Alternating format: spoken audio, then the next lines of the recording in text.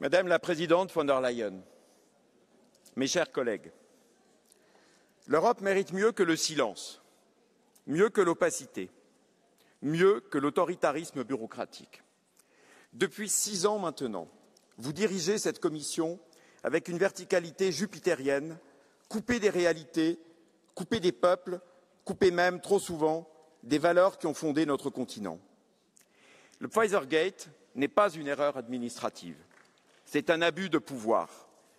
35 milliards d'euros d'argent public négociés par SMS, sans appel d'offres, sans mandat, sans transparence.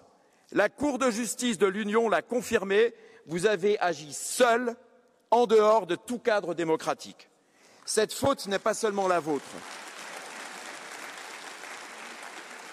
Cette faute n'est pas seulement la vôtre, elle symbolise une dérive plus grave encore, celle d'une Europe gouvernée dans l'ombre des peuples. Sous votre autorité, la Commission est devenue le bras armé d'intérêts privés, d'ONG militantes, d'idéologies décroissantes, parfois même étrangères aux fondements de notre civilisation. Ce que vous appelez transition, des milliers d'Européens le vivent comme une punition. Ce que vous appelez Green Deal, nos agriculteurs, nos artisans, nos industriels le subissent comme un étranglement. Et ce que vous appelez valeurs européennes ressemble trop souvent à une censure des peuples qui osent penser autrement. Alors, est-ce cela, l'Europe que vous défendez, Madame?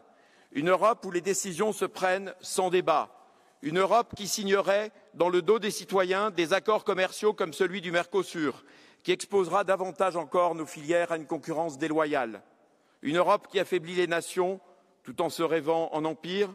Alors non, Madame von der Leyen, cette Europe n'est pas la nôtre. La nôtre, c'est celle des libertés, celle du respect des identités, des souverainetés, des choix démocratiques, celle qui protège, qui construit, qui écoute, pas celle qui impose. Aujourd'hui, en conscience, nous voterons cette motion de censure.